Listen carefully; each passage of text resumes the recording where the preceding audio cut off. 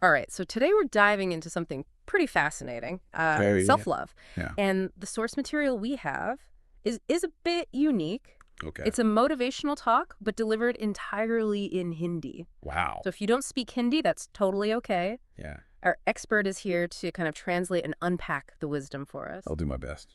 I think it's going to be really interesting to kind of see how self-love can be explored and Right. and taught in a different culture. Yeah. And I think a lot of the core message, I think, will resonate. Absolutely. No matter what language you speak. Yeah, and our speaker starts off with a really interesting question. Okay. When do we truly love ourselves? And it's almost like a prompt to get us thinking about Yeah. how we actually treat ourselves, how we relate to our own emotions. Yeah, the talk actually highlights how often we just ignore or dismiss our feelings, Oh, yeah. particularly the negative ones. Right. You know, it's as if we think that if we push them aside, they'll just magically disappear. Mhm. Have you ever tried to just ignore stress or anxiety, Oh, yeah. hoping it would just vanish?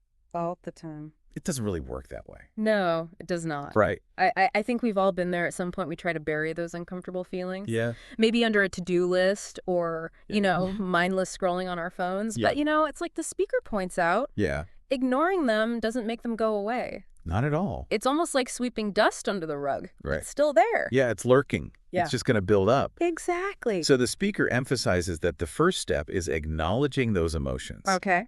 and exploring them Yeah. and asking ourselves, why am I feeling this way? Right. That introspection, Mm-hmm. that willingness to actually understand the why behind those emotions, Yeah. that's really the foundation of self-love. So it's almost like we become investigators of our own feelings. Absolutely. Yeah. That's a great analogy. Instead of running away from them, we lean in. You lean in. We try to decipher what they're telling us. Absolutely. Okay, I like that. And that leads into another important aspect of self-love that the speaker brings up, which is setting boundaries. Ooh, okay. So they talk about the tendency to always prioritize everyone else's needs before our own Right. at the expense of our well-being. Yeah. It's like we've forgotten to reserve a seat for ourselves on that crowded bus of life.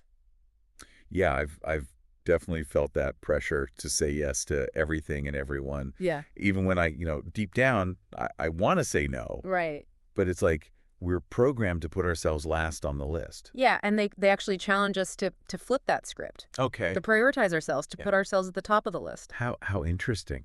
Yeah, so the speaker's very clear about the importance of setting boundaries, Okay. and learning to say no can actually garner respect from others. Hmm. So when we actually stand up for ourselves and define what we will and will not tolerate, Yeah. it signals self-respect. And I think that commands respect from those around us. That's a really interesting perspective Yeah. because it's not about being selfish. It's about recognizing your worth and creating those healthy boundaries that protect your well-being. Right. And that actually connects to what they said about understanding our emotions. Yeah. Because if we're in tune with our feelings and we know what we need, Yeah. setting those boundaries becomes much easier. It does. Yeah. Okay, cool. And this actually brings us to another powerful message from the talk. Okay. The significance of forgiving ourselves for past mistakes. Oh. So, the speaker acknowledges that we often just, berate ourselves for past blunders and cling to things we wish we could change. Ah. Those cringeworthy moments we all have. Yeah, tell me about it. But what I find really interesting is how the speaker reframes these mistakes as opportunities for growth. Yeah. It's like they're saying, hey, don't dwell on it. Right. Learn from it and move on. So instead of seeing them as failures, Yes. see them as stepping stones. Exactly. Okay. They emphasize that self-forgiveness is crucial for personal growth. Okay. They even draw a parallel to learning to walk. Okay. We all stumbled and fell countless times before we mastered it. Right. Mistakes are an inevitable part of life, Yeah. but they're also invaluable learning experiences. Okay. Holding on to guilt and shame only prevents us from fully embracing self-love So how do we... through forgiving ourselves. Yeah. How do we cultivate that self-forgiveness? Yeah, that we can truly move forward Yeah. and embrace our full potential. Is there a specific process they recommend? Well, they don't necessarily lay out a step-by-step process, Yeah, okay. but they offer this really powerful analogy. Okay. They talk about a potter. Okay. When a potter is working with clay, Yeah. they might encounter imperfections or cracks in the piece, Right. but instead of discarding the entire creation, Yeah. They skillfully mold and reshape the clay, integrating those imperfections into the final design. Wow, that's a beautiful analogy. It is. It's like saying our past mistakes, those imperfections, they don't have to define us. Exactly. We can incorporate them into our story, allow them to shape us into something even stronger. And more beautiful. And more beautiful, yeah. Exactly. That's powerful. And this leads us to another key aspect of self-love that they highlight in the talk. Okay. Celebrating our victories. Yes. Even the small ones. Yeah, love that. So they point out that we often downplay our accomplishments, failing to really acknowledge our progress and achievement. Oh, yeah. We're always striving for that next milestone without pausing to appreciate how far we've come. It's like we're in a treadmill. Yeah. Always running towards the next thing without ever stopping to celebrate the ground we've already covered. I think we're all guilty of that at some point. We are. Yeah.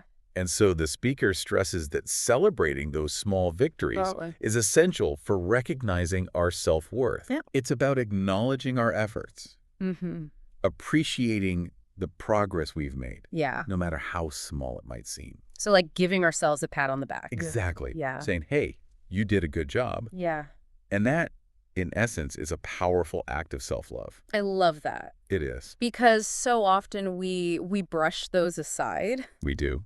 We don't give ourselves that permission to feel good about those accomplishments. Right. So to you listening right now, I have a little challenge for you. Okay. Think about a recent win. Okay. No matter how small. Yeah. And take a moment to celebrate it. Absolutely. You deserve it. You do.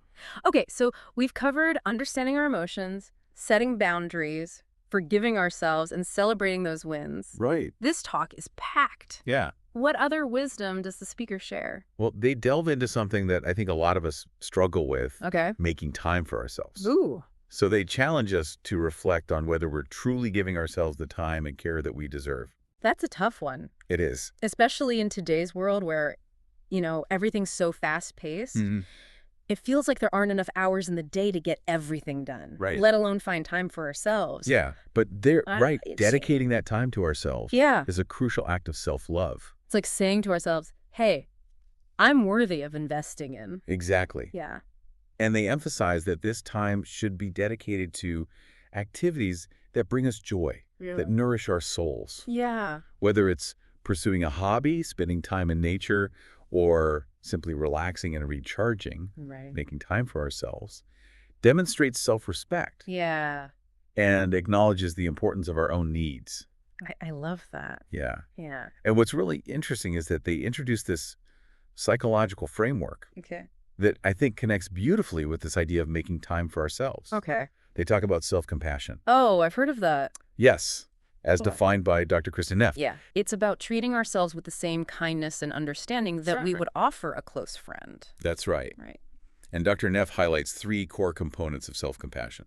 Okay. Self-kindness, a sense of common humanity, and mindfulness. Yeah. So self-kindness encourages us to be gentle with ourselves, especially when we're struggling. Yeah. Recognizing our common humanity reminds us that everyone makes mistakes. Right. Everyone experiences pain and suffering. It's about acknowledging that we're not alone in our struggles. Right. And mindfulness invites us to observe our thoughts and feelings without judgment, allowing ourselves to experience them fully without getting swept away. So how does this concept of self-compassion tie into making time for ourselves? Well, the speaker emphasizes that self-compassion is essential for creating the space and permission to prioritize ourselves. Okay. When we're self-compassionate, we're more likely to recognize our needs and make choices that support our well-being. We're less likely to feel guilty or selfish for taking time for ourselves. Okay. Because we understand that it's essential for our overall health and happiness. It's like self-compassion lays the foundation for self-care. Absolutely. So if we're constantly, beating ourselves up and feeling guilty for taking time for ourselves, it's going to be much harder to actually do it. Yeah. But when we practice self-compassion, we create a more supportive and nurturing environment Yes. for ourselves. Within ourselves. Yeah. That makes a lot of sense. And so the speaker emphasizes that dedicating time to ourselves is a powerful act of self-love because it demonstrates self-respect and it acknowledges that our needs are important. So to you listening, are you giving yourself the time and care that you deserve? That's a great question. If not, what is One small step you can take today to prioritize yourself. Maybe it's a 15-minute walk. Yeah. Reading a chapter of your favorite book. Yeah. Or just enjoying a cup of tea in silence. Whatever it is, make that commitment to yourself. Yeah. You are worth it. You are. You know, it's interesting how the speaker presents all of these different practices, like understanding our emotions, setting boundaries, forgiving ourselves, celebrating our wins, making time for ourselves, not as isolated actions, but as all interconnected pieces of a larger self-love puzzle. That makes sense. Yeah. And they emphasize that self-love isn't a destination, right, but an ongoing journey of growth and self-discovery. It's that constant showing up for yourself, making those choices that nurture our well-being. Exactly. Yeah. And speaking of journeys, the speaker emphasizes the role of self-awareness in this process of self-love. Okay. So they really encourage us to tune into our thoughts, our feelings, our behaviors, and to really notice how these things influence our relationship with ourselves. So like noticing those patterns of thinking and behaving that might be holding us back? That could be it. From really embracing self-love. Yeah. That's a challenge. This is a challenge. To be that honest with ourselves sometimes. Yeah. But the speaker suggests that this self-awareness can be incredibly liberating. Okay. Because it can help us identify areas where we might need to make changes or adjustments in order to nurture our well-being. Yeah. And it allows us to approach those changes with more compassion and understanding for ourselves. Okay, so let's say we've done some of that self-reflection and identified a few areas where we want to cultivate more self-love. Okay. What are some practical steps we can take based on what we're learning from this talk? Well, the speaker offers a number of really practical suggestions. Okay. One that stands out is the importance of practicing gratitude. Okay. So taking time each day to appreciate the good things in your life, no matter how small they may seem. I've heard that before, the power of gratitude. Yeah. But sometimes it's hard to shift our focus, especially when we're feeling stressed or overwhelmed. It's true. It takes conscious effort. But the speaker emphasizes that gratitude can really help us cultivate a more positive and appreciative outlook on life. Okay. Which in turn can enhance our sense of self-love. Yeah. So they suggest maybe keeping a gratitude journal. Okay. Or just taking a few moments each day to reflect on things you're grateful for. Yeah, I can see how that shift in perspective could really make a difference. Yeah. Like choosing to focus on the abundance in our lives rather than what we lack. Absolutely. And when we feel grateful, it's easier to feel good about ourselves and our lives. Exactly. But and alongside gratitude, the speaker talks about the importance of engaging in activities that bring you joy and fulfillment. oh, I love that. So this could be spending time in nature, pursuing a creative hobby, connecting with loved ones, or anything else that just nourishes your soul. Yeah, like making a conscious effort to fill our lives with experiences that make us feel truly alive. Yes. I love that. The speaker emphasizes that these activities shouldn't feel like obligations or chores, but rather opportunities to recharge and reconnect with your passions. So it's about finding those things that really light us up from the inside out.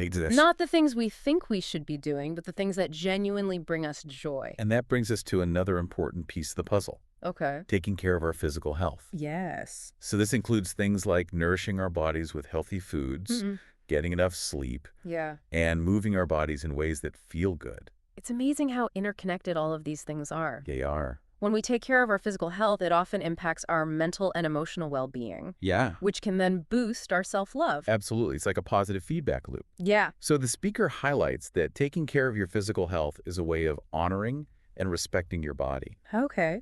And when we respect our bodies, we're essentially saying, I'm worth taking care of. That's powerful. It is. It's not about, striving for some unattainable ideal of physical perfection. All right. But about treating our bodies with kindness and care. Yes. Recognizing that they are vessels that carry us through life. Exactly. And it's important to remember that this journey of self-love is an ongoing process. Right. It's not about achieving some perfect state of self-acceptance overnight. Right. It's about making a conscious effort day after day to treat ourselves with kindness, respect, and compassion. I think sometimes we get discouraged because we expect to wake up one day and suddenly be overflowing with self-love. Yeah, we want that instant gratification. Yeah. But like any skill, it takes practice and patience. Yeah. We have to keep showing up for ourselves, even when it feels challenging. And that's where self-compassion comes in again. Right. It's about acknowledging that there will be bumps along the way. Yeah. There will be days when we struggle to feel good about ourselves. Yeah, for sure. But instead of beating ourselves up, we can offer ourselves kindness and understanding. It's like those setbacks are actually signposts guiding us back to ourselves. They are opportunities to course correct. Yeah. And refine our approach to self-love. And just like any skill, self-love takes practice.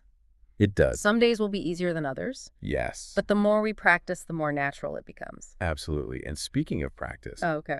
The speaker offers a really helpful suggestion for cultivating self-love. Okay, what's that? Surrounding ourselves with people who uplift and support us. Yeah, our relationships can have such a huge impact on our well-being. Yeah, if we're constantly surrounded by negativity or people who drain our energy, it's going to be much harder to feel good about ourselves. Right. So the speaker emphasizes the importance of choosing to spend time with people who make us feel good about ourselves. Okay. People who celebrate our wins and offer support during challenging times. Yeah, like building a self-love support system. Yeah. And I think that's an important reminder for all of us. Yeah. We don't have to do this alone. You don't. There are people out there that want to see us thrive, want to support us on our self-love journey. And if you're struggling to find that support in your immediate circle, there are other options available. Okay. There are therapists, support groups, online communities, all dedicated to helping people cultivate self-love and well-being. That's good to know. It is. There's no shame in reaching out for help. No. Especially when it comes to something as important as self-love. And remember, you are worthy of love and belonging just as you are. That's beautiful. It is. And it brings us back to the heart of this talk. Yes. Recognizing our inherent worthiness and embracing ourselves, fully imperfections and all. Wow, it really does feel like everything we've talked about leads back to that idea of self-love as a journey. Yeah, it's not a destination, it's a process. And all of those things, the self-awareness, the self-compassion, gratitude, boundaries, speaking to ourselves kindly. Right, all those pieces. Yeah, they all weave together to create this beautiful picture of self-love. It's a beautiful tapestry. And it's not about being perfect, right? No, not at all. It's about accepting ourselves as we are. Exactly as we are right here, right now. I love that radical self-acceptance. This power. Giving ourselves permission to just be, to be imperfect. And make mistakes. Yeah, to have those bad days and still love ourselves. And still love ourselves through it all. Because we're worthy. We are inherently worthy. Yeah, and it's an active choice, right? It is. It's not passive.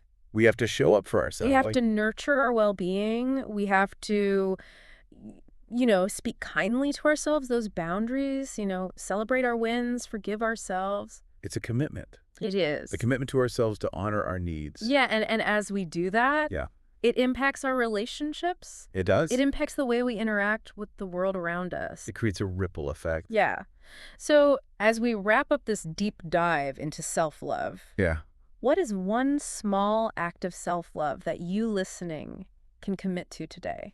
That's a great question. Maybe it's, speaking to yourself with more kindness or setting a healthy boundary.